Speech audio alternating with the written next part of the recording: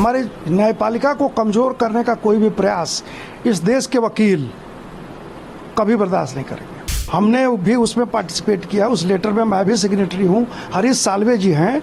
तो हम लोगों ने ये संदेश दिया है कि हमारी जुडिशरी पर कोई भी अटैक देश का वकील बर्दाश्त नहीं करेगा।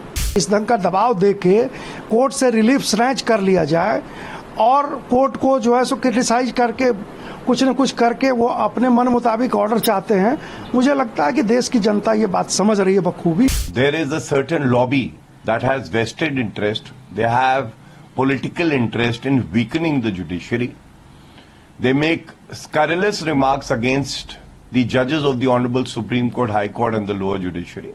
The judges are doing their job. They're doing their job honestly and in the interest of our democracy. लोगों ने माननीय मुख्य न्यायाधीश महोदय को बताया है कि जिस ढंग से खास करके चुनाव का समय चुना गया है चंद लोगों के द्वारा, चंद वकीलों के द्वारा, और हमारे जुडिशरी जैसे पायस इंस्टीट्यूशन को जो कि हमारे संविधान की गार्जियन मानी जाती है उसको बदनाम करने की कोशिश की जा रही है। इसका एकमात्र उद्देश्य है जुडिशरी पर, हमारे ऑनरेबल जजेज पर प्रेशर डालना और अपने ढंग का, अपने मन मुताबिक आदेश चाहते हैं लोग। जब करप्शन में इन्वॉल्व किसी एक्यूज्ड को रिलीफ नहीं मिलता है न्यायपालिका से तो उस पर एक प्रेशर टैक्टिस करके, इस ढंग का सोशल मीडिया का उपयोग करके, दुरुपयोग करके, और इन लोगों ने प्रयास ये चाहा है कि जुडिशरी पर हम दबाव डाल के अपने मन मुताबिक ऑर्डर ले लें।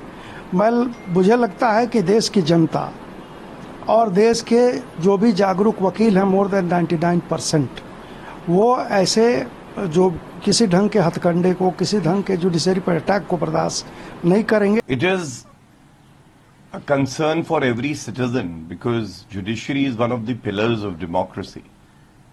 And there is a certain lobby that has vested interest. They have political interest in weakening the judiciary.